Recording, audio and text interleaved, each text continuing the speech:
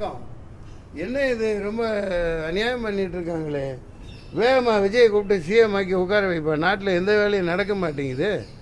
இந்த ஆட்டுக்கு தாடியும் கவர்னர் நாட்டுக்கு கவர்னரும் தேவையில்லைன்ற மாதிரி இது எந்த கவர்னர் வந்தாலும் இதை தான் பண்ணுறாங்க. வந்த உடனே இந்த அருளேக்கராக அறுக்க ஆரம்பிச்சிடுறாரு. இனிமேல் இந்த சுப்ரீம் கோர்ட்டு ஹைகோர்ட் நீதிபதிகளை வச்சு தான் பதவி பிரமாணம் பண்ண வைக்கணும். பதவியம் போட்டு நிச்சயதார்த்தம் பண்ணி 1.5 வருஷம் கழிச்சு கல்யாணம் வைக்கிற மாதிரி இப்போவே 5 நாள் ஆகுது. இன்னையோட 1 வாரம் ஆக போகுது. ஜெயிச்சு வந்து அது 108 மக்கள் வந்து விநாயகருக்கு தேங்காய் உடைக்கிற மாதிரி பட்டையை கலப்பு பட்டாசு வெடிக்கிற மாதிரி அடித்து தூள் கலப்புன்னு 108 கொடுத்துருக்காங்க. அதை வேறு 108 மாற்ற போகாதீங்கப்பா. விஜய் அந்த தம்பியர் பயங்கர ஆவேசமாக இருக்காங்க. இப்போ இப்படியே பண்ணிங்கன்னா ஒரு பரோட்டா சூரி காமெடி மாதிரி இதெல்லாம் முடியாது. எல்லாம் அழிச்சிட்டு மறுபடியும் தேர்தலில் வைனா டப்பா டான்ஸ் ஆடினோம். எல்லா கட்சிகளும் துண்டை காணான் துணியை காணான்னு அவ்வளோதான் செலவழிக்க முடியாது. 10 பைசா செலவழிக்காமல் எவ்வளோ பெரிய சாதனை பண்ணியிருக்கு. அப்படி இல்லை.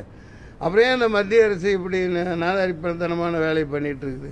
இது ரொம்ப தப்பானது. மத்திய அரசு அங்கே வட மாநிலங்கள்லாம் இதே மாதிரி டுபாக்கூர் வேலை பண்ணி 50-60 பேர் ஜெயிச்சவங்களெல்லாம் முதல்வர் ஆக்கி விட்டு போட்டு 50 கோடி 100 கோடி 25 கோடின்னு வாங்கி தான் ஆட்சி அமைச்சாங்க. இது எல்லாத்துக்கும் தெரிஞ்ச விஷயம். அப்படி இருக்க சட்டப்படி நடங்க. நீங்கள் சட்டப்படி நடங்க. மெஜாரிட்டி இருக்குது. சட்டசபை கூட்டம் நிரூபிக்க போகிறார். எந்த வேலையும் நடக்க மாட்டேங்குது நாட்டில். முதல்ல வேகமாக ஆட்சியில் உட்கார வைங்க. மக்கள் ரொம்ப எந்த வேலையும் எங்கள் சினிமா சம்பந்தமானது மற்ற வேலை எதுவுமே நடக்காமல் இருக்குது. அப்புறம் நானும் தேர்தல் முடியாமல் காவேரி திருச்சி ஹாஸ்பிட்டலில் அட்மிட் ஆகி ரொம்ப சீரியஸாகவும் நான் தேர்தலில் போட்டியிடலைன்னு வாபஸ் வாங்கிட்டு காங்கிரஸ் திமுக அந்த அலையன்ஸுக்கு நீங்கள் வாக்களிங்க அப்படின்னு சொல்லி போட்டு நான் வந்துட்டேன். அதுக்கப்புறம் நீ இத்தனை ஓட்டு வாங்கினேன் இத்தனை ஓட்டு வாங்கினேன்னு போட்டு சில பேர் அவனோட உண்மத்தத்தை தீர்த்துக்கிட்டு இருக்காங்க.